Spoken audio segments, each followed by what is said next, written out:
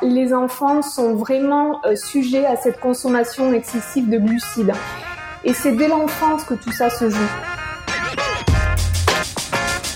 Bonjour, je suis Xavier Jalleran et bienvenue dans ce 19e épisode de Parlons Forme, le podcast qui vous fait du bien. Aujourd'hui, je suis accompagné de Magali Balkovits, diététicienne et auteure du livre Petit-déj et goûter pauvre en sucre, avec qui nous parlons des effets délétères du sucre et les bonnes pratiques à suivre pour donner une alimentation moins riche en glucides à nos enfants. Et bien entendu, ces conseils s'appliquent parfaitement aux adultes, donc n'hésitez pas à écouter ce podcast même si vous n'avez pas d'enfants dans votre entourage. D'ailleurs, Magali partage plein d'idées de recettes gourmandes qui permettent de se faire plaisir tout en se faisant du bien. 2 points avant de lancer cette interview. Le premier, c'est que vous pouvez accéder aux notes ainsi qu'à la retranscription écrite complète de cet épisode en allant sur le lien suivant, extraforme.fr/19, le chiffre 19. Et le deuxième, c'est que vous pouvez vous abonner au podcast et laisser un avis 5 étoiles ainsi qu'un commentaire sur iTunes. Je lis tous les avis que vous déposez et d'ailleurs je remercie Cyril qui a laissé le message suivant. Un podcast d'utilité publique. Je le conseille à toutes les personnes qui veulent apprendre et avancer personnellement. Xavier interviewe régulièrement des invités variés et très inspirants. Merci. Eh bien, merci à toi Cyril, et j'espère que vous aussi, cet avis vous inspire et que vous prendrez le temps de venir laisser un petit mot. Alors pour accéder à la page du podcast, il vous suffit soit de rechercher Parlons Forme à travers le moteur de recherche de l'application iTunes, soit sinon vous pouvez passer par le lien suivant, extraforme.fr/iTunes, et vous serez automatiquement redirigé vers la bonne page. C'est parti pour l'interview, je vous souhaite une très bonne écoute. Bonjour Magali, et merci de vous joindre à moi pour ce nouvel épisode de Parlons Forme. Bonjour Xavier, mais écoutez, également enchantée de vous rencontrer sur cette plateforme. Alors pour commencer, est-ce que vous pourriez vous présenter et nous en dire un petit peu plus sur votre parcours ? Oui, donc je suis diététicienne nutritionniste et je travaille depuis environ 5 ans exclusivement avec les régimes pauvres en glucides. Donc les régimes qu'on appelle également régime low carb et ou dans leur version extrême, le régime cétogène. D'accord. Alors justement, peut-être que ça peut être intéressant. Alors aujourd'hui, on échange aujourd'hui dans le cadre du dernier ouvrage que vous venez de publier qui s'appelle Petit-déj et goûter pauvre en sucre. Mais finalement, peut-être avant de creuser de ce sujet, j'ai vu que vous êtes aussi l'auteur de plusieurs livres, en fait, avec toujours cet objectif de limiter le sucre dans notre quotidien. Et j'aimerais bien savoir pourquoi vous avez choisi un tel cheval de bataille finalement. Parce que de nombreuses études qui ont été publiées au cours de ces dernières années nous ont prouvé que nous avions fait fausse route en ce qui concerne la nutrition et qu'il valait mieux justement diminuer les glucides pour être en bonne santé, pour garder un poids idéal, plutôt que de diminuer les graisses. Et du coup, est-ce que vous peut-être, alors sans forcément que ça dure, parce que je sais que les conséquences, on va dire, de trop de consommation de sucre sont nombreuses, mais du coup, est-ce que vous peut-être, parler des principales qui sont à mettre en avant? Oui, bien sûr. Alors déjà, dès qu'on a du sucre en bouche, et pas seulement du sucre ajouté, mais également toute forme de sucre, c'est-à-dire le sucre qu'on retrouve à l'état naturel dans les céréales, le sucre des fruits, le sucre du lait, tous ces sucres, dès qu'ils sont en bouche, nourrissent les bactéries présentes dans la bouche qui génèrent des acides, ce qui peut amener derrière des caries. Ensuite, tous les sucres, quelle que soit leur origine, sont transformés en glucose dans le tube digestif. Et quand ils rentrent dans le sang, en fait, ils y rentrent sous forme de glucose. Ce glucose génère des pics de glycémie et ces pics de glycémie-là sont le point de départ pour divers problèmes dans l'organisme. Déjà, dès qu'il y a un pic de glycémie, quelques heures après, il est automatiquement suivi d'une hypoglycémie réactive. Donc ça engendre des fringales, ça engendre un manque de concentration qui est assez délétère, que ce soit pour les enfants en milieu scolaire ou même pour des adultes. Il y a également un stockage des glucides annexés qui arrivent dans le sang. Il y a également la formation de triglycérides au niveau du foie, des graisses qui entourent le foie. Et puis également des pics de glycémie récurrents vont engendrer en fait une résistance à l'insuline, et sur le long terme on peut voir des diabètes arriver. Enfin, c'est tout un tas de problèmes qui découlent de ces pics de glycémie lorsqu'ils sont trop forts et lorsqu'ils sont à répétition. Oui, donc c'est ça, c'est qu'il y a vraiment un impact aussi bien à court terme qu'à long terme. Exactement. Il y a un impact dans les heures qui suivent, avec justement cette hypoglycémie réactive, qui n'est pas du tout une hypoglycémie comme celle qu'on peut connaître dans le cadre du diabète, c'est une hypoglycémie réactive, et qu'on soit diabétique ou pas, cette hypoglycémie, on y est sujet à partir du moment où c'est qu'on génère une hyperglycémie. Et donc dans les heures qui suivent déjà, ça se traduit par ce manque de concentration, par cette fatigue, par ces fringales permanentes. À la fin d'un repas, ça peut se traduire par une envie de faire la sieste. Voilà, donc dans l'immédiat, en fait, on a déjà des réactions négatives, et puis sur le long terme, après, ça fait le siège de beaucoup de pathologies. Oui, c'est ce fameux coup de barre, je pense qu'on a tous connu un moment ou un autre dans notre vie, et qui voilà, donc si effectivement ça parle vraiment aux gens, quoi. Alors aujourd'hui, juste pour être bien clair, c'est que on va mettre, vu le nom de votre livre, on peut avoir tendance à penser que c'est un livre qui s'adresse principalement aux enfants, mais après ce serait se tromper, je pense, de croire que seuls les enfants grignotent ou prennent des goûters ou devraient avoir une alimentation allégée en sucre. Et donc vous me confirmez que tout ce dont on va parler aujourd'hui, c'est parfaitement applicable aussi par des adultes. C'est parfaitement applicable pour les adultes. Après, c'est un livre que j'ai adressé au départ aux enfants, parce que les enfants consomment énormément de glucides. Dès le lever, ça continue avec le repas de midi, au goûter, le soir. Les enfants sont vraiment sujets à cette consommation excessive de glucides. Et c'est dès l'enfance que tout ça se joue. Mais après, bien évidemment que ce livre peut également servir aux adultes. Le sous-titre de votre livre, c'est « Conseils et recettes d'une diététicienne pour libérer vos enfants du sucre ». Et donc, du coup, c'est vraiment cette idée que si on n'y prête pas attention, on peut vraiment rapidement rendre nos enfants accros au sucre, c'est ça, quoi? Oui, c'est extrêmement facile de les rendre accros au sucre. Parce que déjà, il faut savoir qu'il n'y a qu'un goût qui est inné. C'est l'appétence pour le sucre. Tous les enfants naissent en aimant le sucre. Et c'est la seule saveur qu'ils apprécient. Tout le reste, l'amer, l'acide, ce ne sont pas du tout des saveurs appréciées. Là, il y a eu des études qui ont porté là-dessus et qui ont prouvé que l'appétence pour le sucre, l'attrait pour le sucre est commun à tous les bébés. Quelle que soit leur origine, cet attrait-là est commun. Et donc, ensuite, pour les sortir de ce seul attrait, il faut qu'il y ait une éducation du palais. S'il n'y a pas d'éducation du palais, si quelque part on leur fait pas violence entre guillemets pour les accompagner, pour découvrir d'autres saveurs, ils vont rester sur cette appétence-là, uniquement cette appétence-là. Et évidemment, vu ce que la majorité des enfants mangent au petit déjeuner, au goûter, déjà juste si on cible ces 2 repas où c'est quasiment que des glucides qui constituent ces 2 moments de la journée pour les enfants, mais en fait, il y a tout pour entretenir cette appétence dans le sucre. Parce que c'est très facile, ils aiment spontanément. Donc automatiquement, ils vont se diriger vers ces aliments-là, et plus on va les leur donner, plus on va les enfermer en fait dans cet attrait pour le sucre et les détourner par la même occasion de toutes les autres saveurs qui existent.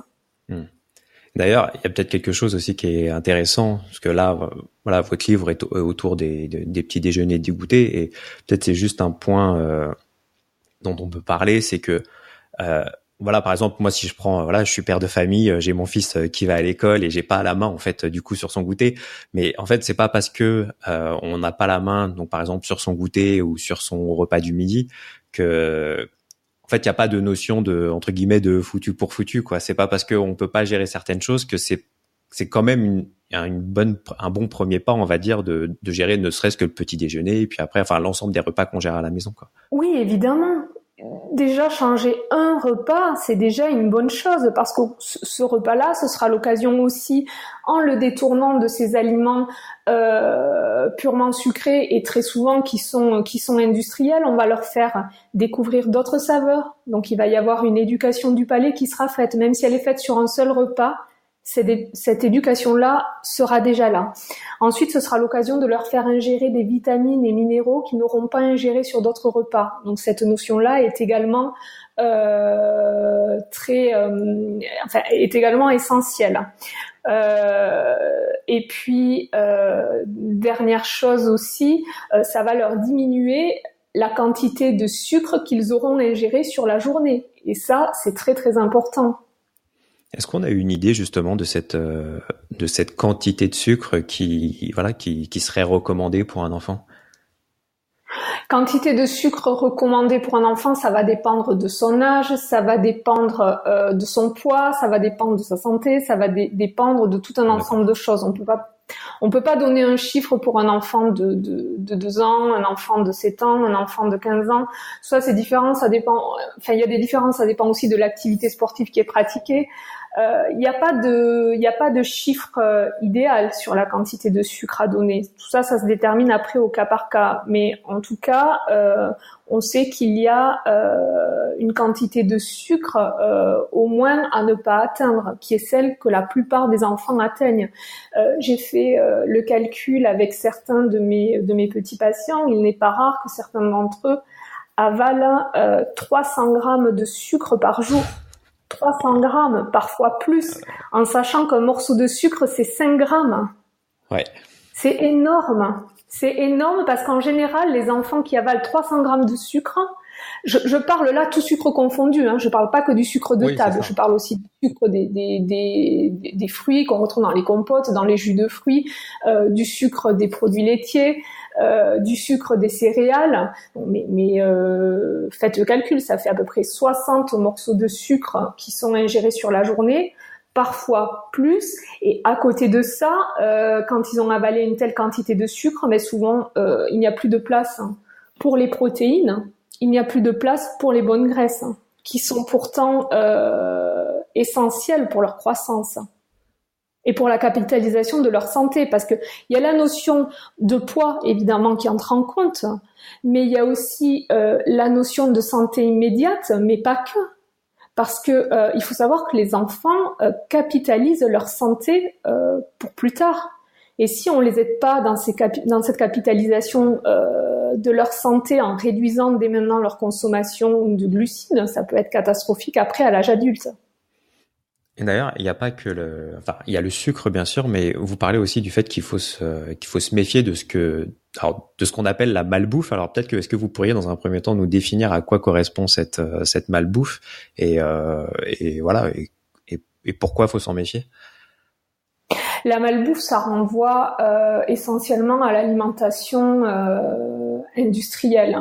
Avec, dans le cas des enfants, ça va être des céréales du commerce, des biscuits du commerce, des viennoiseries du commerce, toutes ces choses-là qui sont faites avec des aliments bas de gamme, ultra raffinés, ultra transformés, qui sont absolument dépourvus de tout ce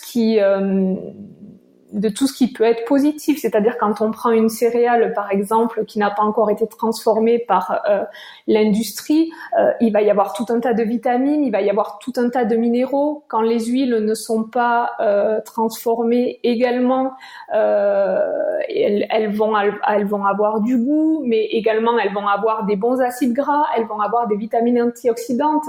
Quand l'industrie est passée par là, toutes ces choses-là n'y sont plus. Et il ne reste que la partie la moins intéressante du produit. Et en plus de ça, il y a tout un tas d'additifs absolument pas indispensables pour l'organisme, plutôt absolument délétères pour l'organisme, qui sont également ajoutés. Tout ça, c'est la malbouffe, parce qu'en fait, c'est à la limite manger des choses qui ne sont presque plus des aliments, puisqu'il ne reste plus rien d'intéressant dedans pour nourrir l'organisme, ce qui est quand même le rôle premier d'un aliment. Et puis en plus de ça, il va y avoir l'apparition de composés absolument toxiques pour la santé de l'enfant. C'est ça un produit qui correspond à de la malbouffe. Et donc c'est ça, c'est que parce que en général quand on entend malbouffe, on pense plutôt à fast-food, des choses comme ça, alors qui fait aussi partie de toute cette gamme-là, mais c'est au-delà de ça, c'est que finalement, au final, c'est la même chose. Tous ces produits ultra transformés, voilà, qu'on peut retrouver. Voilà, et dans les il faut aussi se méfier aussi des biscuits sur lesquels on peut lire la notion à base de céréales complètes, par exemple, parce que certes, c'est peut-être fait à la base avec une sélection de céréales complètes, mais ces céréales-là sont pulvérisées en farine. Il ne reste absolument plus rien du grain entier. Donc les parents sont rassurés en achetant un gâteau où est affiché la mention à base de céréales complètes, alors qu'il ne reste en réalité plus rien de cette céréale complète. L'autre problème aussi qui peut se poser, c'est on voit souvent enrichi en vitamines et minéraux. Donc ça aussi, ça rassure les parents, très bien. Sauf qu'un enrichissement en vitamines et minéraux n'a pas du tout le même impact sur l'organisme que quand on mange les vitamines et minéraux au sein de leur matrice naturelle. Vous voyez, manger un fruit qui va apporter de la vitamine C, de la vitamine B, des vitamines B, qui vont agir de manière synergique entre elles, enfin entre vitamines, entre différents minéraux, parce que vous avalez le fruit entier. Tout ça, ça va être très bien assimilé par l'organisme. Par contre, l'ajout de fer nu ou l'ajout de céréales nues qui ont été retirées de leur matrice naturelle et qui sont ajoutées comme ça dans les produits que consomment les enfants, ça n'a pas du tout après la même finalité dans l'organisme. Ouais. Mais du coup, alors je me permets, voilà, parce que je sais que enfin voilà, si les gens sont intéressés par cette thématique et veulent en savoir plus, en fait, on avait fait un précédent épisode avec Anthony Fardet qui a publié le livre Halte aux aliments ultra transformés, mangeons vrai, et qui du coup effectivement tient exactement le même discours. Et au cours de cet épisode, on avait été un peu plus loin sur tous ces sujets-là. Donc si ça intéresse les gens qui nous écoutent, qu'ils n'hésitent pas à écouter cet épisode-là. Parenthèse étant faite, il y a aussi un dernier point, on va dire, sur lequel il faut être extrêmement vigilant. C'est tout ce qui concerne les boissons sucrées finalement. Oui. Il faut être très très vigilant parce que déjà les enfants sont très friands de boissons sucrées. Ces boissons-là, en fait, c'est du sucre liquide, puisque il n'y a rien dans ces boissons qui va empêcher le sucre de passer la barrière intestinale et de se retrouver dans le sang. En somme, c'est quasiment aussitôt avalé, aussitôt dans le sang, et il s'ensuit un pic de glycémie très très élevé. Avec tous les effets que ça peut avoir derrière, les effets négatifs dont on a parlé tout à l'heure. Au sujet des boissons, je tiens à alerter également sur les jus de fruits, même les jus de fruits pressés maison. De nombreux parents ont bonne conscience en donnant tous les matins un jus d'orange pressé à leur enfant. Alors, ça va être source de vitamines, c'est sûr. Mais il faut savoir que dans un verre de jus d'orange pressé maison, un grand verre de jus d'orange pressé maison, il peut y avoir jusqu'à 25 grammes de glucides. Donc, ce qui a après sur la santé le même impact en fait qu'un verre de Coca-Cola, qu'un grand verre de Coca-Cola. Il n'y a pas de différence en termes de sucre. Alors, c'est sûr que le jus d'orange va être vitaminé. C'est très bien, mais les vitamines, vous pouvez les avoir en mangeant l'orange entière. C'est ça. Voilà. Tandis que il y aura bien d'autres bénéfices en plus. Il y aura d'autres grâce bénéfices. aux fibres et tout ça. Exactement, parce que les fibres, justement, vont ralentir le passage des sucres dans le sang. Et donc, du coup, l'enfant ne va pas connaître le même pic de glycémie derrière. Et puis, quand il va manger une orange, avec une orange, il va être rassasié. Tandis que pour obtenir un grand verre de jus d'orange, c'est pas une orange qu'il faut. C'est 2, voire 3 oranges. Donc, automatiquement, la quantité de sucre avalée au final ne sera absolument pas la même. Donc, le jus d'orange au quotidien, y compris pressé maison, c'est quelque chose à déconseiller. C'est un jus d'orange, ça peut être une fois dans la semaine parce que l'enfant aime, parce que ça lui fait plaisir. Mais après, pour récupérer les vitamines de l'orange, les minéraux présents dans l'orange, les fibres présentes dans l'orange, il va falloir lui apprendre à manger l'orange plutôt que de la boire. Exactement. Alors du coup, effectivement, pour là, ça fait partie des premiers conseils, mais alors quels sont les meilleurs choix que les parents peuvent faire pour proposer un petit déjeuner moins sucré à leurs enfants? Alors, tout simplement, déjà, du fait maison. Ça, c'est la première chose, parce que ça permet de limiter en fait la quantité de sucre et d'avoir une maîtrise totale sur les ingrédients que vous donnez à votre enfant. Alors, si votre enfant, par exemple, aime manger des céréales, plutôt que de lui acheter ces céréales chocolatées qui, à raison de 30 grammes de céréales, vont lui amener environ 25 grammes de glucides, vous pouvez lui proposer un muesli maison en mettant un petit peu de flocons de céréales, des flocons d'avoine ou alors des flocons de sarrasin. Ça lui apportera en plus énormément de magnésium, ce qui va être très intéressant pour lui, et d'enrichir ces flocons avec des oléagineux, des amandes, des noix, des noisettes que vous pouvez faire légèrement torréfier et concasser. Ça lui fait en fait une sorte de muesli maison. Voilà, donc là, en faisant ça, vous lui apportez tout un tas de vitamines, de minéraux, et il n'y a pas d'excès de glucides présents. Vous n'êtes même pas obligé de rajouter du sucre dans ce muesli maison. Vous pouvez détourner l'absence de sucre en mettant un petit peu de cannelle, un petit peu de vanille pure en poudre. Après, votre enfant peut également faire un petit déjeuner salé, puisque de nombreuses études ont montré que la gréline, l'hormone de la faim, met plus de temps à se manifester avec un petit déjeuner protéiné. Donc, par exemple, en mangeant un œuf, en lui donnant un œuf tout simplement le matin. L'œuf, en plus, va apporter des graisses, et les graisses ont un effet également satiétogène plus long. Tout simplement parce que le gras est plus énergétique et prend plus de temps pour être digéré. Donc là, avec un œuf le matin, il a des protéines, il a des bonnes graisses, et éventuellement, vous pouvez lui donner une fine tranche de pain multicéréales où on voit dans le pain encore des céréales entières. Voilà, donc comme ça lui fera un supplément en vitamines, également un petit peu de glucides pour son petit déjeuner, mais sans excès. Voilà, après... Sans excès à quel niveau en termes de protéines? De glucides.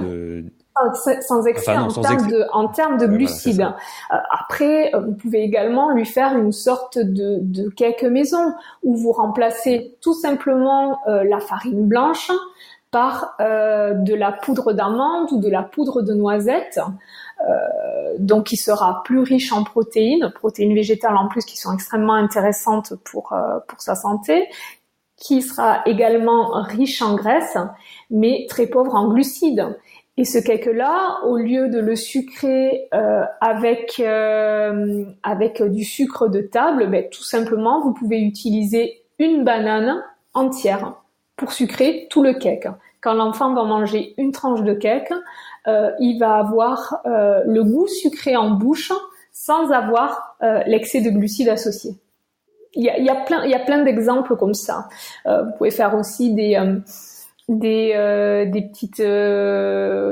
petites crêpes à base de farine d'oléagineux qui ont un indice glycémique très très faible, c'est-à-dire une farine qui a un faible impact sur la glycémie sanguine, et vous pouvez tout à fait lui tartiner ces petites galettes de fromage frais à tartiner, par exemple. Enfin, voilà, des possibilités, il y en a tout un tas.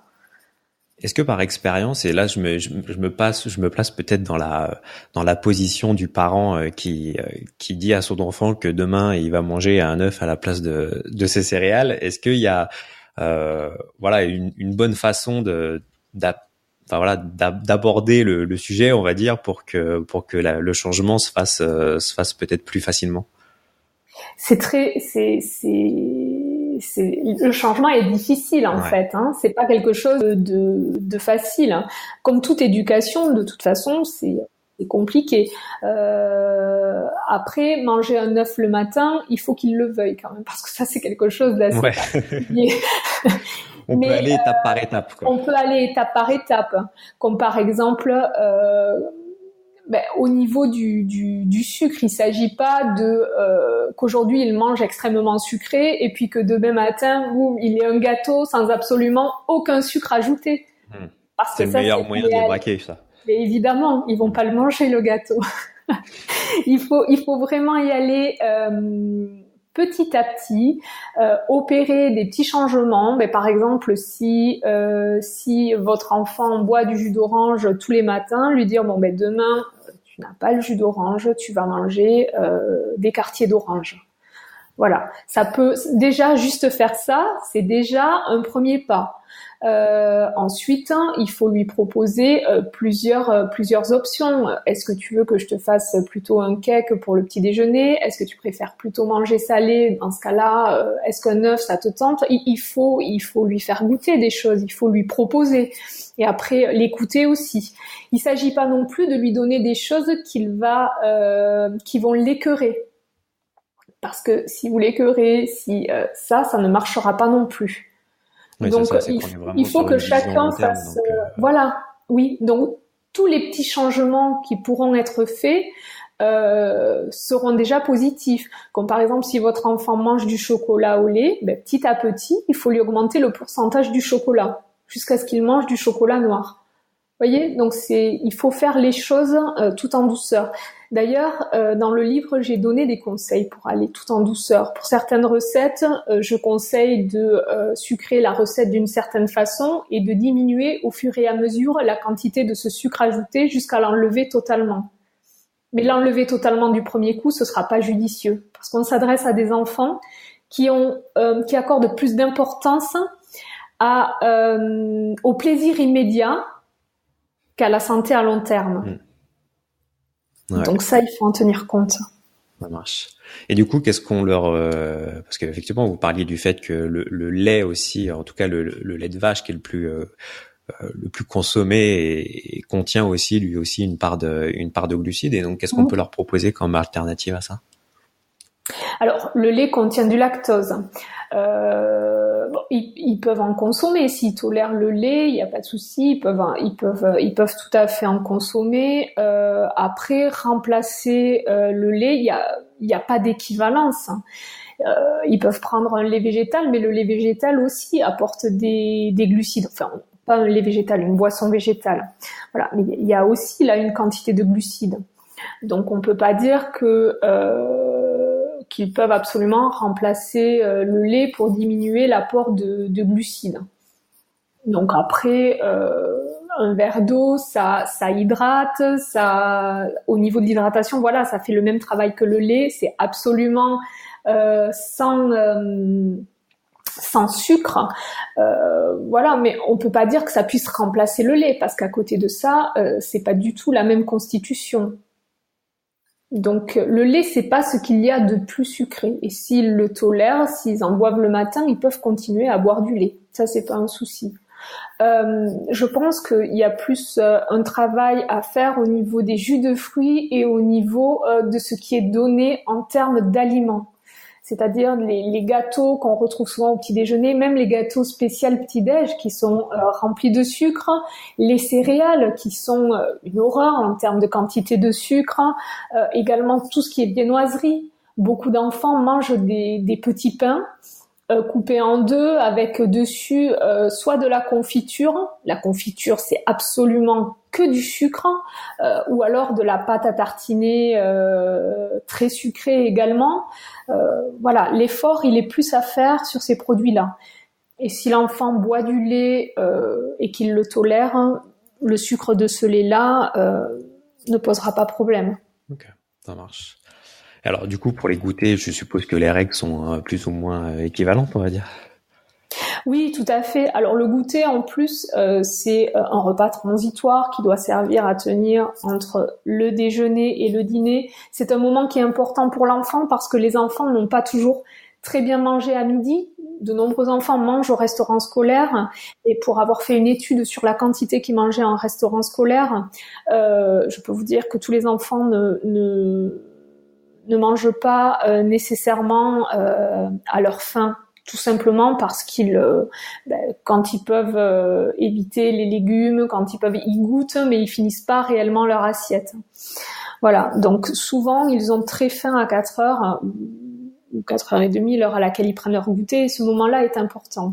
Sauf que c'est pas l'occasion de leur apporter ce qu'ils ont déjà mangé tout le reste de la journée, c'est-à-dire des glucides pour la plupart, mais plutôt se servir de ce moment-là pour leur donner ce qui leur manque en vitamines, en minéraux et en macronutriments, c'est-à-dire en protéines, lipides. Voilà, donc au niveau du goûter, il faudra aussi être particulièrement vigilant et pas leur donner les gâteaux industriels qu'ils ont habituellement dans le cartable. Plutôt favoriser, si on reste sur une base de glucides, ça peut être un fruit, parce qu'ils n'en auront pas forcément mangé aux autres repas, mais un fruit entier, pas sous forme de compote, pas sous forme de jus. Ensuite, ça peut être l'occasion de leur donner des oléagineux, des amandes, des noix, des noisettes, à croquer ou à consommer à l'intérieur d'un gâteau. C'est-à-dire donc faire un gâteau un petit peu comme le cake dont on a parlé tout à l'heure pour le matin. Ça peut être une tranche de cake à base de mandes ou de poudre de noisettes pour récupérer des bons acides gras, pour récupérer des vitamines, des minéraux. Donc voilà, profitez du moment du goûter pour leur donner ce qu'ils n'ont pas mangé sur leurs autres repas. Est-ce que, parce que je me posais la question, parce que j'ai un de mes enfants est grand et a 14 ans, et du coup, je me posais la question de savoir, est-ce qu'il y a une, entre guillemets, alors c'est un âge, on va dire, limite en termes de goûter, ou c'est vraiment, voilà, si on a faim, on mange, et puis c'est tout, quoi. Il n'y a pas d'âge limite parce que s'il a peu mangé à midi, ça peut être très long pour lui de tenir jusqu'au soir. Donc dans ce cas-là, s'il a faim à l'heure du goûter, il faut lui donner un goûter. Par contre, s'il n'a pas faim, il n'est absolument pas obligé de manger. Mais ça, c'est valable pour tous les enfants en fait. Voilà, quel que soit l'âge, c'est valable. Non, après, il n'y a pas d'âge limite, dans le sens où c'est que même certains adultes ont besoin d'avoir un apport en énergie au goûter, tout simplement parce qu'ils n'ont pas suffisamment mangé au cours des autres repas. Alors bien sûr, l'idéal, c'est plutôt de corriger ces repas de manière à ne plus avoir faim à 4 heures. Mais c'est pas toujours possible, et notamment lorsque les repas sont pris à l'extérieur, que ce soit au restaurant scolaire ou en restaurant pour les adultes. Oui, et puis finalement, peut-être que l'idée, c'est avant de se poser la question de se dire bon bah voilà, on va peut-être arrêter les goûters, peut-être que la question à se poser aussi, c'est de se dire bah effectivement, alors comme vous avez dit, mais est-ce que lorsqu'il va arriver au moment du repas du soir, est-ce que il aura aussi suffisamment faim, et donc adapter ça aussi pour que bah voilà, que finalement il se fasse pas que le goûter soit pas un vrai repas, on va dire, et que ensuite il ait plus du tout faim lorsqu'il s'agit de manger. Ah oui, ça c'est évident, oui, tout à fait. Le goûter, ça doit pas être quelque chose de gargantuesque, c'est un petit apport, ça peut être un fruit, ça peut être une petite poignée d'oléagineux, une trentaine de grammes de fruits ou graines oléagineuses. C'est vraiment un petit une fine tranche de cake fait maison avec une base d'oléagineux. C'est un petit apport juste pour couper la faim et pour aider à tenir jusqu'au repas suivant. Il ne s'agit pas de se mettre à table et de manger une grande quantité de nourriture pour ne plus avoir faim après au repas du soir. Oui, mais justement, enfin, malheureusement, je trouve que c'est un peu ce qu'on constate. Et là aussi, que ce soit à l'école ou même, on va dire, dans les habitudes qu'on peut avoir, c'est que ça va pas être juste une petite tranche de cake, ça va être 3 ou 6 petits gâteaux ou des choses comme ça. Et parce que c'est tout à fait, mais c'est parce que les autres repas auront été mal cadrés. C'est pour ça que si l'idée de bien cadrer son petit déjeuner et d'apporter des protéines et des graisses dès le matin, ça va finalement aider à réguler la faim de toute la journée. D'accord ? Il y a des études qui ont été faites et qui ont prouvé que quand on mange sucré dès le matin, on a une consommation de sucre beaucoup plus importante tout le reste de la journée. Parce que finalement, la prise de sucré le matin va faire manger plus de sucre après au cours de la journée. Donc ça déjà, en contrôlant le petit déjeuner et en leur donnant ce qui est bon dès le petit déjeuner, c'est-à-dire plutôt des protéines animales ou végétales, hein, pas forcément des protéines animales, et des graisses, ça va déjà limiter leur envie de sucre et leur consommation de sucre sur tout le reste de la journée. Ensuite, s'ils commencent à manger à 4 heures quelque chose de très sucré, en fait, le sucre appelle le sucre et ils vont avoir tendance à en manger en grande quantité. Si vous prenez une tranche de cake qui est très sucrée, qui est faite à base de farine raffinée, il va vous falloir plusieurs tranches pour être rassasié. Tandis que quand vous prenez une tranche de cake à base de poudre d'oléagineux, à base de poudre d'amande ou à base de poudre de noisette, la part va être beaucoup plus énergétique, avec une densité nutritionnelle beaucoup plus forte et une seule part va être suffisante. L'enfant aura moins besoin de se resservir. Ensuite, les enfants, quand ils sont très jeunes, il faut les guider aussi sur les quantités à consommer. Parce que d'eux-mêmes, ils ne se régulent pas. Donc ça, c'est le travail des parents également. Il y a aussi cette idée, justement, c'est de prendre le temps de manger pour que le corps et le cerveau en particulier, justement, puissent se rendre compte que, un, on est en train de manger et deux, on a suffisamment mangé. Oui, tout à fait. Donc pour ça, déjà, il faut leur en prendre les signaux de satiété, il faut en parler avec eux. Et il faut les apprendre également à manger très lentement et en mâchant bien les aliments. Parce que pour que le signal de satiété s'installe, pour que l'enfant puisse sentir qu'il n'a plus faim, il faut qu'il ait un temps de repas au minimum d'une 20aine de minutes. Voilà, donc ça implique qu'il doit bien mâcher et qu'il doit prendre le temps de manger. Là, du coup, encore à nous, en tant que parents, de montrer le bon exemple et d'essayer de faire les choses correctement, parce qu'effectivement, les enfants, ils ne font que recopier, en gros, l'exemple qu'on leur montre, quoi. Oui, tout à fait. Et c'est comme toute éducation, ça prend du temps. C'est parfois pas évident. Ça demande de répéter sans arrêt les mêmes choses. Mais cette éducation-là, elle est nécessaire pour leur santé immédiate et puis pour leur santé sur le long terme. Oui, et puis même nous, en tant que parents, on se fait du bien aussi à mieux manger et à manger plus lentement. Donc au final, tout le monde y gagne. Oui. Alors peut-être juste histoire parce que voilà, bon, vous en avez donné quelques-unes là au cours de l'entretien, mais alors sans forcément rentrer dans le détail, mais est-ce que vous pouvez nous citer, parce que alors il y a vraiment, je sais plus exactement combien il y en a, mais il y a vraiment plein de recettes dans votre livre, voilà, donc des idées pour le petit déjeuner, pour le goûter, ou donc du coup même pour le dessert, enfin il y a plein de choses qui sont possibles à faire. Et est-ce que vous pouvez nous en partager quelques-unes, histoire de mettre l'eau à la bouche, on va dire, à nos auditeurs et à nos auditrices? Partager des recettes, c'est-à-dire, vous voulez que je vous lise des... Alors, pas forcément le détail de la recette, mais voilà, les types de recettes qu'ils vont pouvoir retrouver dans le livre, par exemple. Oui, bien sûr. Alors déjà, il y a plusieurs cakes un petit peu comme ceux dont j'ai parlé au cours de l'entretien. Ensuite, il va y avoir des gâteaux avec une base d'oléagineux comme le brownie à l'avocat, qui est une base d'avocat et de chocolat.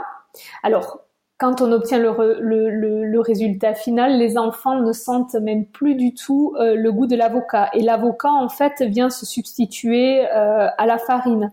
Il y a pas mal de gâteaux aussi à base de noix de coco. Il y a des recettes de céréales maison à base d'oléagineux et de flocons de céréales. Il y a des recettes de cookies, il y a des recettes de tartelettes, il y a des recettes de gâteaux à base de farine d'oléagineux. Il y a des recettes avec du beurre de cacahuète, pas mal de gâteaux où il n'y a absolument aucun sucre et qui sont sucrés, tout simplement avec une pomme ou une banane. Il y a des versions revisitées des goûters qu'ils adorent en général, comme les Oreos, comme les granolas. Voilà, il y a des recettes de glace maison, il y a des recettes de crème maison.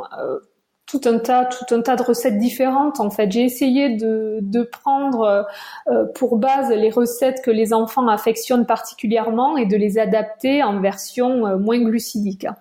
Et pour ça, j'ai beaucoup interrogé mes fils, et j'ai interrogé également leurs amis, et je les ai fait participer amplement à la création des recettes pour être sûr de mettre au point justement des recettes qui les intéressent. Oh là là, tous les jours tester un nouveau goûter, ça va pas dû être facile. Non, oui et non, parce que finalement, ce livre a été très sympa à écrire, surtout au niveau des recettes, parce que de toute façon, ça faisait partie du quotidien alimentaire de mes fils, et puis ça permettait de les impliquer dedans aussi, donc c'était assez sympa à écrire.